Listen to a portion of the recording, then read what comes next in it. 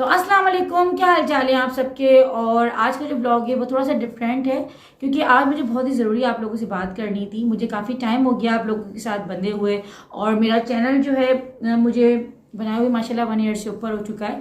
उसकी मैंने कोई सेलिब्रेशन वगैरह नहीं की थी क्योंकि उस टाइम पे मैं थोड़ा बिजी ज़्यादा चल रही थी। तो खैर मुझे 1 ईयर से ज़्यादा हो चुका है आप लोगों के साथ बंधे हुए। आप लोगों ने मुझे बहुत प्यार दिया है, बहुत मोहब्बत दी है, लेकिन उसमें कुछ ऐसे चंद लोग हैं जो कि काफ़ी ज़्यादा एक ही एक सवाल बार बार करना, एक ही बात को बार बार पूछ कर या तो डिसाइड करते हैं या तो पता नहीं उनको समझ ही नहीं आ रहा होता या तो वो ना समझने की जो ना एक्टिंग कर रहे होते हैं। लेकिन खैर मेरे चैनल पे कुछ नए लोग भी हैं जो कि उनको शायद पता नहीं है, जिन बातों के मैं पहले जवाब दे चुकी हूँ। तो वो नए हैं इसलिए उनको काफ़ी बातों का पता नहीं है। तो मैंने कहा चलो आज जो है एक वीडियो बना लेती हूँ और आज की वीडियो खास जो है ना वो जहांगीर की ही फरमाइशें बन रही है क्योंकि जहांगीर ने मुझसे बोला कि मम्मा आप इस जो है टॉपिक पे बात क्यों नहीं कर रही, आप इस टॉपिक पे बात करें और आप जवाब क्यों नहीं दे रही। क्योंकि माशाल्लाह जहांगीर एक पढ़ा लिखा बच्चा है, एक एजुकेटेड बच्चा है, उसको पढ़ना आता है। तो मेरे चैनल पे वो जाता भी है, कमेंट्स भी रीड करता है।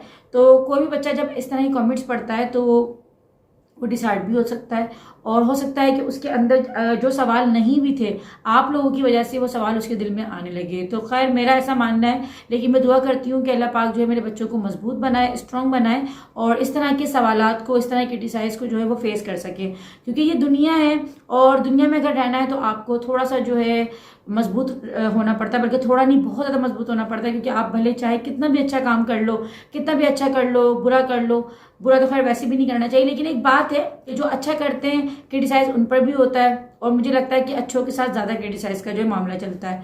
तो अगर दुनिया को फेस करना है तो आपको थोड़ा बहुत स्ट्रांग होना पड़ता है। तो मेरी दुआ है कि अल्लाह पाक मेरी औलाद को और सबको ही जो है इतना स्ट्रांग रखे कि हम जो है ना सबको एक फेस कर सकें, लेकिन अच्छे बुरे की जो तमीज़ है बस हमें वो नहीं चाहिए। तो खैर एक सवाल जो है बहुत ज़्यादा मेरे चैनल पे अभी दोबारा से जो है आने लगा है कि जहांगीर जो है वो मेरा सुतेला बेटा है, आप खुद आओ। तो मैं जहांगीर को खुद बुला रही थी कि भाई जहांगीर खुद, हाँ सलाम। तो जहांगीर ने सलाम किया, आप लोग जवाब दे दीजिएगा। तो भाई एक ये सवाल जो है और ये जहांगीर ने खुद रीड करा था। मैं पढ़ता हूँ, आप कमेंट्स पढ़ते हैं ना, और ये जब पढ़ रहा होता है तो कभी कभार ही थोड़ा जो है इसका मूड भी ऑफ हो जाता है कि क्यों मम्मा ये बार बार जो है ये वाला जो है ना सवाल आता है कि मैं किस में मिलता हूँ। तो भाई देखिए एक अकल की बात है कि जब आपके बच्चे होते हैं, 2 हुए, 4 हैं, 5 हैं, तो ऐसे ही है कि या तो बच्चा एक जैसे दिल के होता है, एक जैसे दिल के होता है, वो एक जैसे दिल के तो सब बच्चे होते हैं ना, लेकिन मैं वो दूसरी बात कर रही हूँ कि जब आपके बच्चे 4, 5, 2, 1, तो या तो वो अपने माँ बाप में मिलते हैं या तो वो ददियाल या ननियाल में।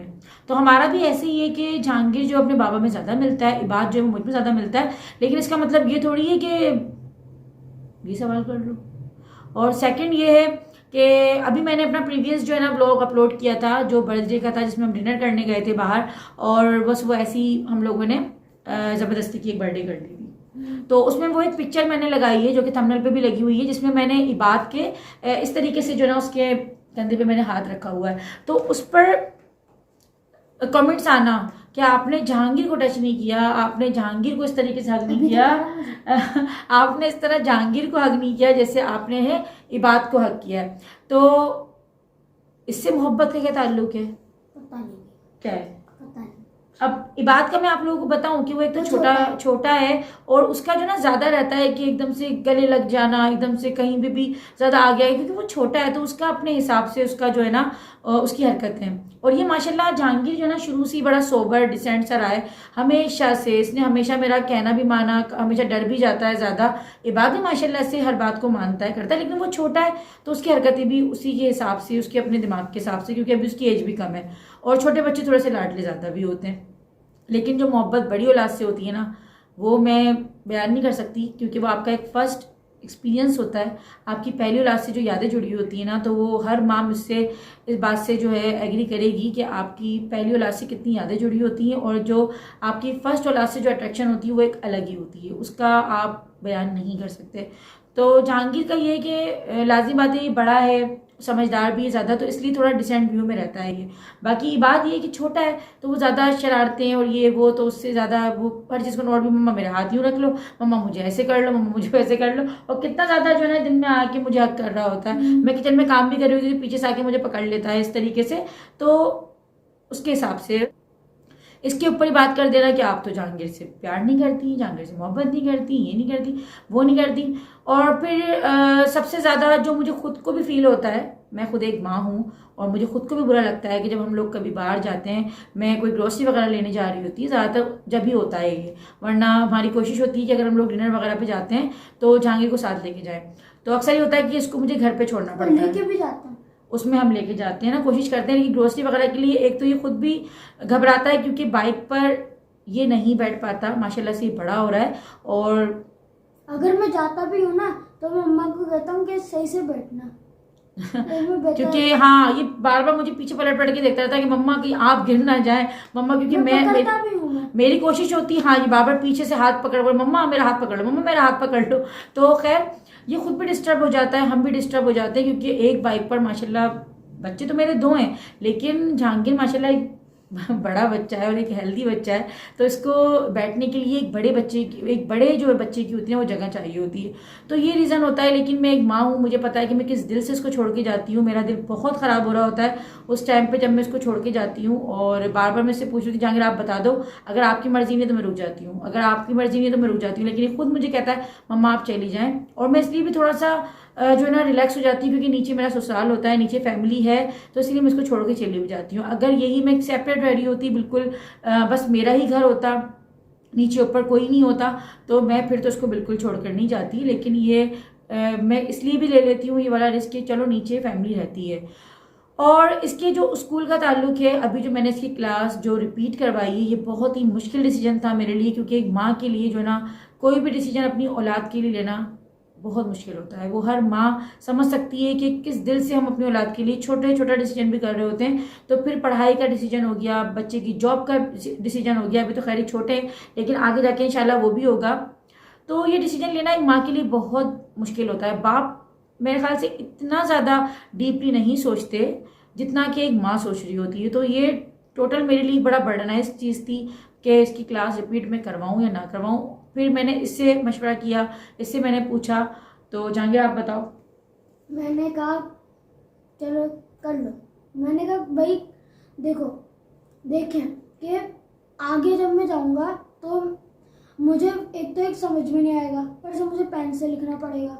मैं कह रहा इससे अच्छा मैं रिपीट कर लेता हूँ। फिर ये था कि पूरा साल पढ़ाई उस लेवल की हो नहीं सकी जिस लेवल की होनी चाहिए थी। ऑनलाइन क्लासेस बेशक थी लेकिन उससे सेटिस्फेक्शन सही नहीं हो रही थी, मेरी भी नहीं हो रही थी। ये खुद सेटिस्फाइड नहीं हो रहा था।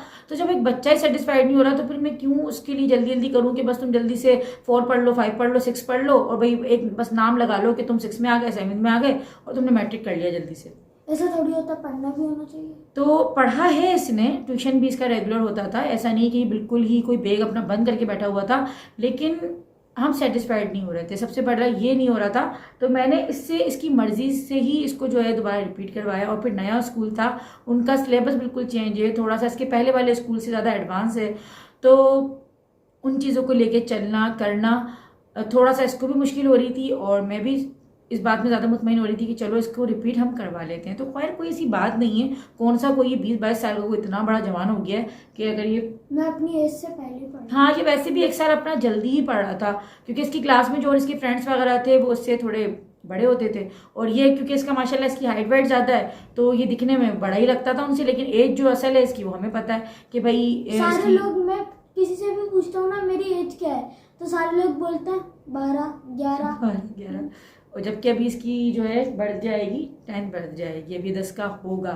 लेकिन माशाल्लाह इसका कद अच्छा है और माशाल्लाह उठान अच्छा है तो ज़्यादा लगता है। तो मैंने कहा चलो कोई इशू नहीं है कि अगर तुम 1 साल रिपीट भी कर लेते हो तो कोई वो यहाँ पे कोई अवार्ड नहीं मिल रहा है कि हमारा बच्चा तो भाई 2 साल में यूँ हो गया और 2 साल में उसने इतनी आगे आगे पढ़ लिया।